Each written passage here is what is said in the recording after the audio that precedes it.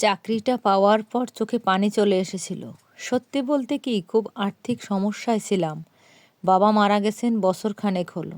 ছোট বোনটা কলেজে পড়ছে। মা স্ট্রোক করে প্যারালাইজড জীবনযাপন করছেন। এতদিন খেয়ে না খেয়ে কিভাবে সংসার চলেছে তা শুধু আমি জানি।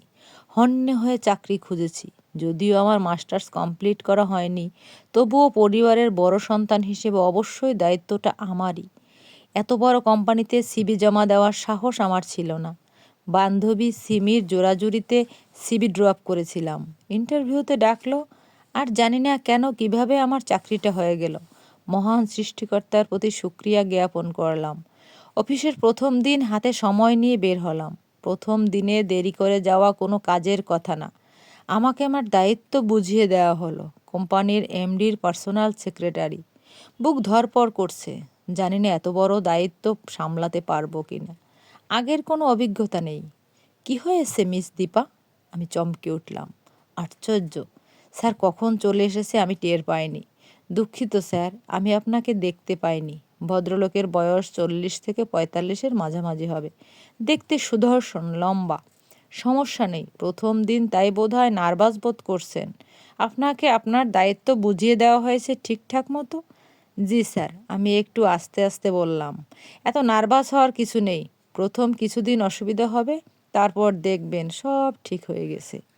একটু অবাক হলাম, এত বড় একজন মানুষ আমার সাথে এত নমনীয়ভাবে কথা বলছেন। আমি তো ভেবেছিলাম ধমকের উপর ধমক খাবো। কাজ শুরু করলাম। প্রচণ্ড চাপ। সময় কোন দিক দিয়ে কাটে বুঝতে পারছি না। অবশ্যই কিছুদিনের মধ্যেই সব কিছু প্রায় আয়ত্ত করে ফেললাম। কিন্তু সমস্যা হলো দুটি। প্রথম সমস্যাটা হচ্ছে আমি আমার 3 বছরের সম্পর্কে থাকা বয়ফ্রেন্ড রিফাতকে ঠিকঠাক মতো সময় দিতে পারছিলাম না। অবশ্য ওর কোনো অভিযোগ নেই। কেন যেন এতে আমার মন আরও খারাপ হতে লাগলো। সিমি বেশ কয়েকবার বলেছে ও নাকি রিফাতকে অন্য আরেকটি মেয়ের সাথে 2-3 বার দেখেছে। মনটা কেমন খসখস করছিল। এবার আসি দ্বিতীয় সমস্যায়। অফিসে এসে একদিন দেখি সবাই ততস্থ হয়ে আছে। আমি কিছুই বুঝলাম না। স্যারের রুমে যান, আপনাকে ডাকছে। রফিক ভাই বললেন স্যার চলে এসেছে। আমি একটু অবাক হলাম। স্যার সাধারণত এত সকালে আসেন না। আমি দ্রুত স্যারের কেবিনে গেলাম। গিয়ে দেখি এক ভদ্রমহিলা স্যারের চেয়ারে বসে আছেন। তুমিই তাহলে দীপা? মহিলা আমার উপর থেকে নিচ পর্যন্ত পর্যবেক্ষণ করলেন। ওনার চাহনি আমার অসম্ভব বিরক্ত লাগলো। জি, আপনি? আমাকে চেনো না? আমি তোমার স্যারের স্ত্রী। সরি ম্যাম, চিনতে পারিনি। আমি নতুন জয়েন করেছি। জানি, তোমার সিভি দেখলাম। ইমপ্রেসিভ কিছুই তো নেই। কি দেখে তোমাকে নেওয়া হয়েছে? আমি মাথা নিচু করে থাকলাম। কি বলবো, এখানে আমার হাত নেই, বোর্ডের সিদ্ধান্ত। কি হলো বলো? হতভম্ব হয়ে গেলাম।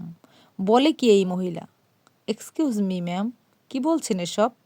তুমি দেখতে সুন্দর, ফিগার ভালো, বয়স কম। আমার মনে হয় এগুলোই তোমার যোগ্যতা। না হলে এই পদের জন্য তোমাকে নেওয়ার কোনো কারণই নেই।